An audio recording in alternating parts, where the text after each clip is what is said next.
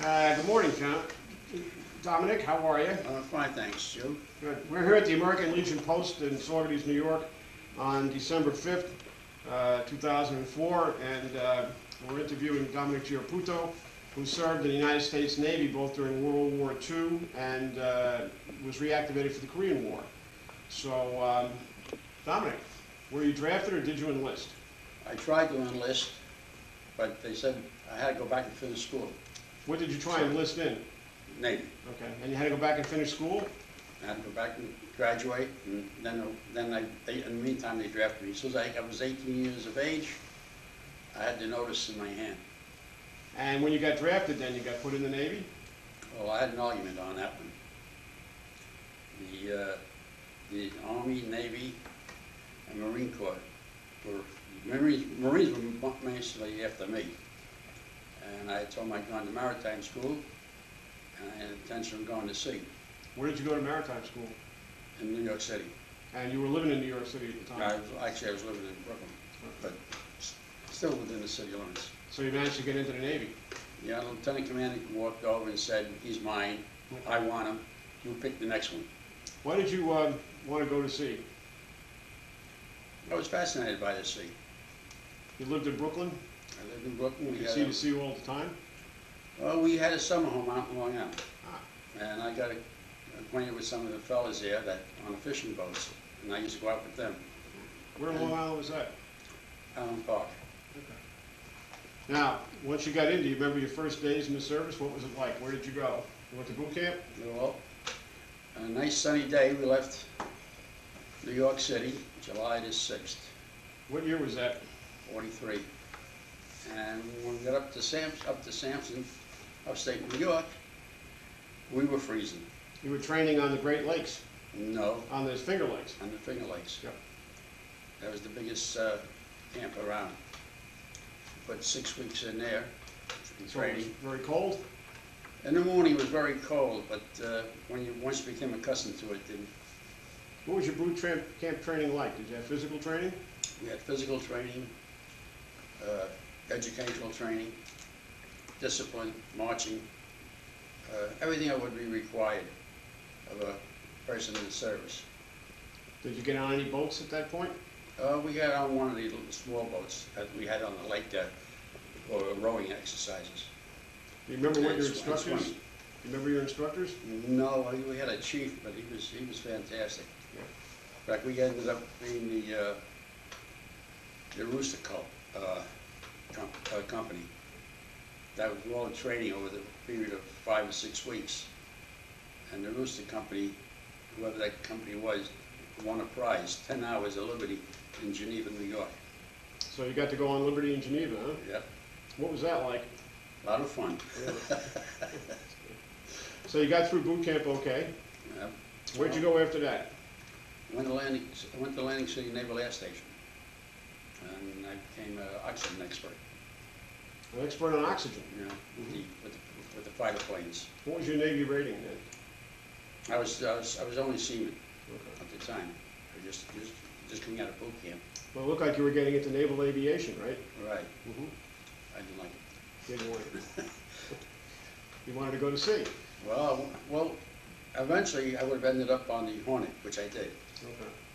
Because aviation was strictly carriers. Mm-hmm. So you went on board the U.S. Hornet? Yeah, and I was assigned to the Hornet in November, December of 43. Okay.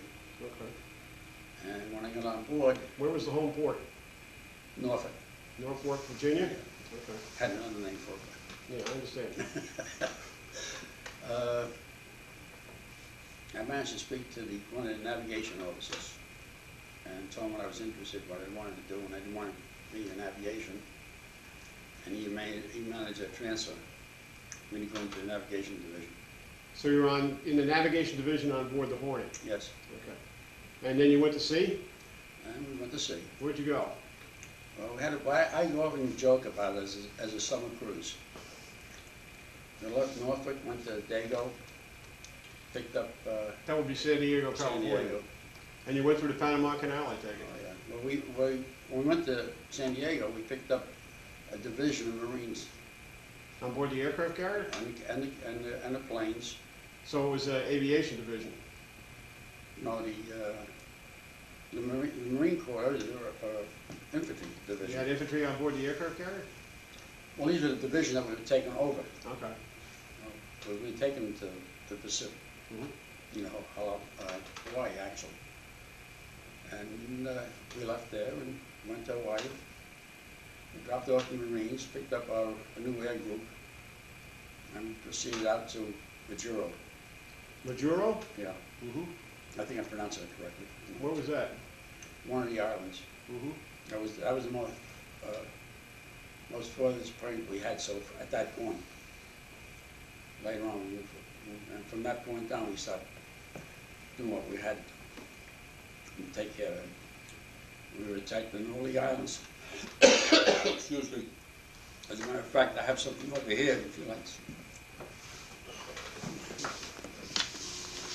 This is actually the whole outlay of what was accomplished. Just hold it up a bit.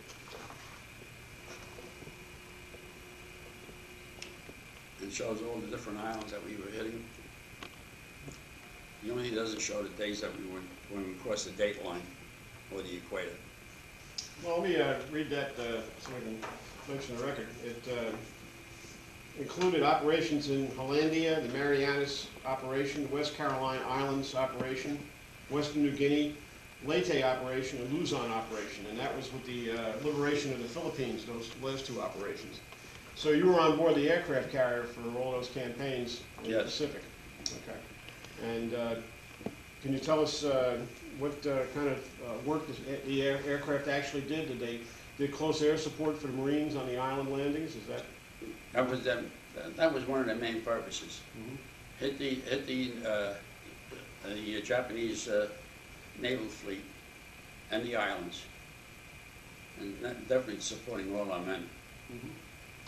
So you certainly saw combat as far as the actions of your ship at that time. Yes, But did it come under enemy attack, your ship? I would say roughly about 60, 70 different times we were under attack. From enemy aircraft? Well, from area and also the submarines. Here's one picture here of the time that we were, when the kamikaze came in on us.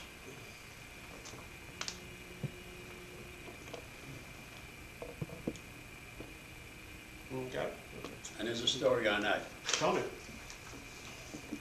We were in condition one, what we call condition one easy. We're on battle station, just relaxing. We were having lunch. Up in the sky was just one big blue cloud. And up there was this Japanese plane. And all of a sudden he come down at us. The gunnery unit behind the wheelhouse, they got excited. And one kid, with no one giving orders to fire, he unknowingly took his bologna sandwich and jammed it into the cartridge to fire it off. That started the whole thing, and we got him down. In fact, they were responsible for shooting it down. So that gunman shot it down before it hit the aircraft, huh? It never hit Aircraft it never hit us. It landed about, well, it crashed into the ocean about maybe 200 yards off the port side. The captain, by name is A.K. Doyle, came from Staten Island, late made admiral. He ordered the crew up and promoted him on site. For having shot down that aircraft. Yeah. Of course, everyone was asleep. No one seen it. It was just one of those odd moments. You know. So you were under attack from enemy kamikaze aircraft. Okay, right, and then, I forget just when it was, but it was there, I believe it was after that. We were under attack that night. And the one thing that was said, protect the carriers. They caught us on a turn, with our port turns, and our stern was exposed. The torpedo was coming in. The cruiser came in, I think it was the Canberra. She came in and took the fish for us. So the cruiser took the torpedo right? And then she came back she went back to Hawaii to be repaired. So it didn't sink though? No. Must have had casualties on board though, I guess. I honestly don't know. Did you have But there was casualties some. on board your ship? No. Not that time. Any other times? The following night, we got it, same, so, you know, same, everything happening was the same. This time it was the Houston, another cruiser. She took the fishes for it. I think she took 2 fish. And when we fished, we had a torpedo. And I just don't, Yeah. and we got away with it. Once we had another time we had a bomb land on, but it rolled off. The bomb was dropped by a Japanese aircraft and It rolled off into the water and then it exploded. That's what we call the Lucky Hornet. yeah, the Lucky Hornet. Well, Because we had the man upstairs Yeah, guiding us, you know. yeah. Without him, we would have been in real trouble. But we've had, there was a lot of things going on. We had, I believe it was five pilots made ace in one day. That's five shot down per man. So each pilot had to shoot down 5 planes to make ace, Right, and 5 of them did it in one day. right. Was this the Great Mariana's turkey shoot? That was part of it. Yeah. That was part of it. That was quite another thing that is not in there. They formed the perfect T. Meaning you had all your ships forward, and the target was coming around. Well, this guy Mild Browning, he was our first skipper on the Hornet. Well, he was a bad boy, so they got rid of him. He performed it from headquarters. We caught the Japanese fleet trying to escape, and they were just within our range. And not that close, I shouldn't say close, because what happened was we were headed somewhere else. We had to turn around. And what we actually did was send our planes in ahead of time, racing, following them, and then pick them up on the way back. Was this in the Philippines campaign? No, I don't believe it was. There was so many, and I really don't remember. I remember the incidents more than anything else. No, on the turkey shoot, the one thing we put all our lights on. The whole fleet put their lights on, so the planes could land, because they're running out of fuel. They're ditching in the sea. Over, they couldn't. Once they made the approach to the ship, they had to get on a ship, and they went on any ship. It made no difference what ship it was. As long as they would have carried it, they had to land for their own safety. In fact, we had one Japanese ship, beach fighter land on it. Japanese airplane? Yeah, I'm sorry, I said ship. I said. Yeah. And he couldn't make it. He was going just a little bit too fast, and he ditched. One of the tin cans picked them up. Captured the pilot? We had him on board our ship. Oh, he was a prisoner of war? Yeah. Kept him in the brig? Nice secluded place. Did you get to see him? I had a glance at him, but he looked like any other Joe, you know. What was your actual duties on board the ship? What did you do in the navigation unit? Navigation, I stood the watches, kept the records. Had one duty was I used to check all the ship's clocks, going through the ship, checking all the clocks, make sure they were all right, and taking orders from the officer of the day. You mentioned battle stations. Where was your battle station? In the wheelhouse. In the wheelhouse. Not all the time, but with the kamikaze, I was in the wheelhouse. That's almost where the kamikaze landed, huh? Well, Felt the heat. The other two with the submarines, I was down in, they called after steering. It's like being down in the basement of a high rise. You know, it's one way in, one way out. And we were lucky. this is a picture of your ship here, the Hornet, right? Yes. Let's see, Alan can get a close-up of that. Well, what kind of airplanes did you have on board? We had the fighters, that were the F-6s. the torpedo bombers and the SPDUs, they were the dive bombers. Of the three different types. I see you were in on the liberation of the Philippines. Right. Did you get to go ashore at the Philippines? No. Didn't? Okay. I wish I had. My brother was there. Was he there in the Army? He was in the Army. Oh. Did you know that at the time? No. No, okay. I knew he was, at that time, when we came back, I knew he was in New Guinea. But not at the time with the Philippines. How did you keep in touch with your family? Mail. Mail. And did it take a while to get those letters turned around? Oh, yeah. Mm-hmm. That was normal, you know. And how was the food? We had the best. Good Navy chow. Well, like I said, we had a clean bed. We had 3 meals, 3 square meals, a nice clean bed to sleep in, and we had a big dugout, which we never came back from. Did you have plenty of supplies? There was no shortage of supplies of all No. kinds? Ammunition and all of that? We always had sufficient. The resupply at sea, I take it, right? At most times, if not, back into a staging area, into Ulithi. Ulithi? Yeah. Yeah. Where was that located? It's also in the same area as Okay. it's in the islands, yeah. Okay. You know. Did you feel particular pressure or stress while you were doing this? Occasionally, Okay. you know. But I never let it get to me. How did people entertain themselves? Did you have entertainment? Well, that was interesting. That was interesting. We did once or twice. We had this fellow, I think his name was Red Nichols. He had a little piano. You could barely get it out on the floor, and he would play that. And he had a regular band with him, you know. We also had another incident. Well, during that time, at the same time, we had another incident, and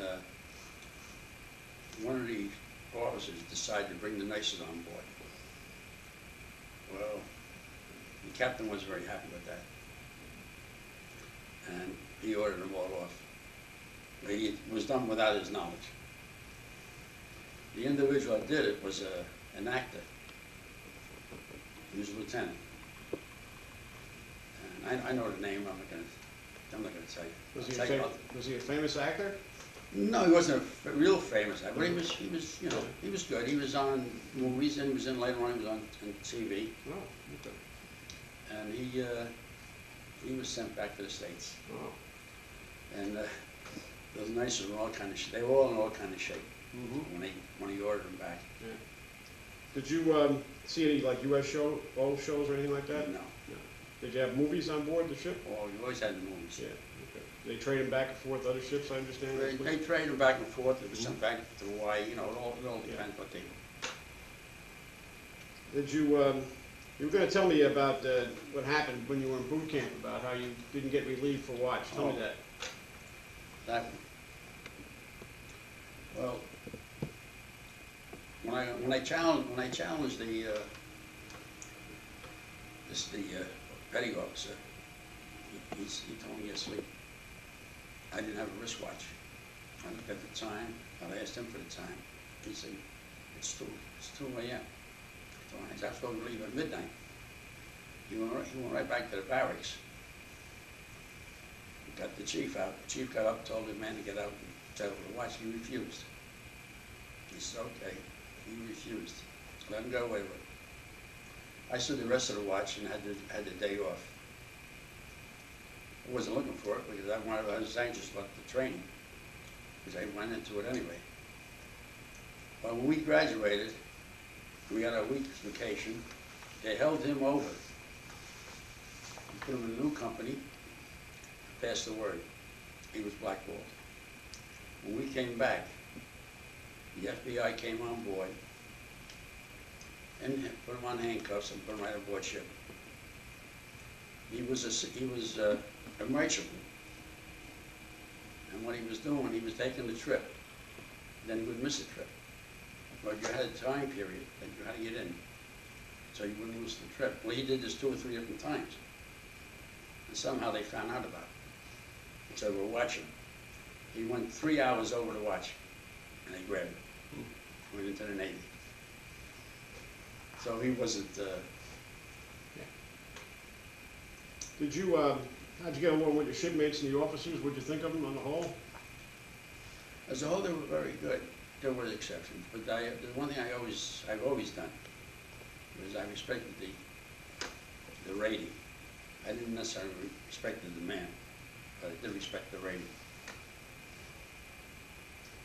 Now, did you serve in the Pacific right until the end of the war? All the end of my time, Yeah. until well, we came back in July.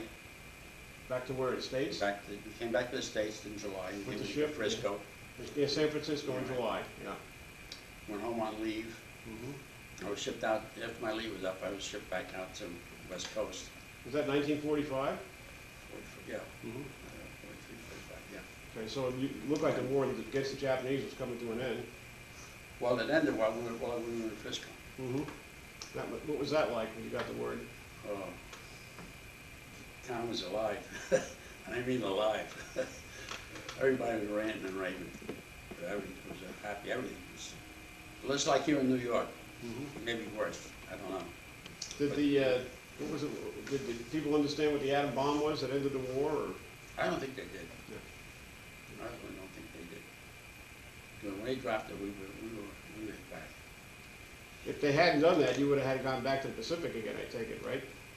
Oh, definitely. There was no question about it. Mm-hmm.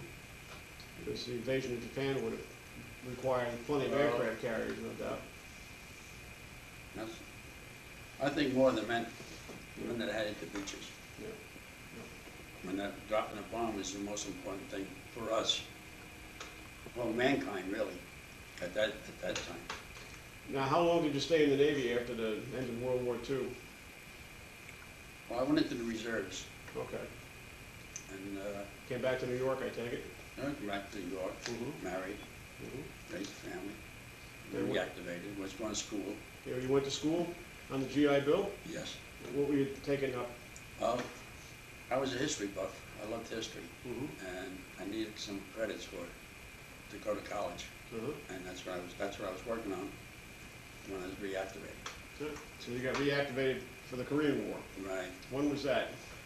Well, it was 51, I guess. 51? What were you working at besides going to school, or were you just going to school? I was working on the Army tugs, Okay. Department of Transportation, Department of Defense. Mm-hmm. Why, Governor's Island? No, in Brooklyn. Oh, Brooklyn. The Army base, Okay. Brooklyn. So you were a civilian employee of the Army Right, and the Navy Reserve at the same time. right. Okay, then you got reactivated for Korea. Mm. Where did you go when you got reactivated? Well, I tried to get back on the Hornet, Mm-hmm. but she was over in Japan, and I wasn't going to travel around the world to get to her. Mm-hmm. So I ended up on a LST, operate out of Norfolk. That was a landing ship tank, right? Right. Mm-hmm. And basically what we were doing, we were taking outdated ammunition and dumping it off the South Carolina coast. They had different areas where we were allowed to, they were dropping all stuff off. Then What kind of ammunition was it? you name it, Yeah. you name it, Small arms and artillery and... everything. Uh-huh, yeah. At one point, we also dropped off some atomic stuff. Same area, you know, right along the coast there, maybe 75 miles out. Off the coast of South Carolina. Both Carolinas, actually. Yeah. Nice area, you know, Yeah. stay away from it. And then he decided he opened up what they call the DO line. Mm-hmm. That's a new alarm system, early alarm system. Distant early warning. Right. And this was radar In Greenland. to try and prevent the Russians from coming down and bombing us, was the idea, right? Mm-hmm. Well, Japan too, because remember the Aleutian during World War II, the Aleutian Islands. Yeah. So you protect the whole area. Right. So we went up there. Mm-hmm. They built the base under the ice. Actually, that's what they did. Mm-hmm. I was never in it or I never landed on it. But we kind of trucks, gasoline, fuel, whatever supplies were needed. Mm-hmm. And they had about 6 or 7 transports up there that the men were living on. Mm-hmm. While they were building we had to bring the supplies up. What kind of rank had you made by this time? I was third-class quartermaster. Mm-hmm. I wasn't looking for the advancements. So then, eventually you got deactivated, I take it, right? Yeah, Okay. Did you stay in the Naval Reserve after that? no, that was it. Learned your lesson. No, not really. Just, I figured, well, it was time for something different, Sure. you know. Now, you completed your education, did you get your GI Bill? Well, when I figured out the time element of getting my degree, one thing that I go and start teaching, Mm-hmm. I said, I'll stay where I'm at. And basically, I did go back into the GI Bill, Mm-hmm. but I was going for my Coast Guard license, Oh, okay. which eventually I did get Mm-hmm. as a master, got a captain on me, Okay. on ships. So you were working on tugs and other kinds of ships then? Yeah, with the Army, Mm-hmm. and I was captain on the Army tugs, Mm-hmm. and from there I went to the Coast Guard on Governor's Island Mm-hmm. as a Marine Transportation Officer. So you were in the Coast Guard? No. No, you were Still civilian. a civilian. Civilian employee of the Coast Guard? Right. Okay. So all my life has really been with military, Yeah. either on actual military or civilian. I know you also served in the New York Guard, we talked about that. Yes, I was in the Guard for, actually, my first time in the Guard was with the 5th Regiment Mm-hmm. in Brooklyn. Eventually you got the rank of lieutenant colonel, I think, didn't you? Yeah, eventually, when I came out, and then I got back into it again, Mm-hmm. and it was with the 14th Regiment Okay. out of Brooklyn. And in '94, I was released as lieutenant colonel. Did you stay in touch with any folks you served with, your shipmates on the Hornet? Or other One or times? two of them, but it faded out. Yeah. You know. You did join veterans organizations. You're past commander of the VFW, I know, and you're a member here at the American Legion. Right. And do you belong to the Hornet Association? I think Yes, yes. I'm also with the DAV, Mm-hmm. Okay. and at the present time, I'm county commander of the Hudson Valley Council. Of the VFW. Disabled American Veterans? No, No, the the VFW. VFW. Now, you do go to reunions of your ship? Oh, yeah. Yeah, okay. How often does that happen? I try to get there every year, but the last couple of years I've missed. Mm-hmm. This next one will be in Jacksonville. I'll be going there. Okay. That's Jacksonville, definite. Florida, huh? Yeah. Okay. How did your military experience affect your life, would you say? Well, enforce what we have here in this country, basically. Because I always think of the immigrants. They come over here and they fight like hard to get here, and once they get here, they try to make something of themselves. And I'm sure my parents went through it, and that was my idol right there. Work ethic. Didn't take anything for granted, worked for what they had, saved what, to get a better life, and to get a better life for their children. All these have been, they weren't taught. The things I just learned from watching other people. And I get kind of sick when I see some of these other people coming over here. Well, I shouldn't say here, coming over here so much as the second generation of people that are taking advantage of what we had to fight for and not coming forward. We need the help. What's can I put it? They don't know what it was for their parents or their grandparents to go through during the times of depression, how hard they had to work, where they worked 7 days a week and only getting a few dollars. They think that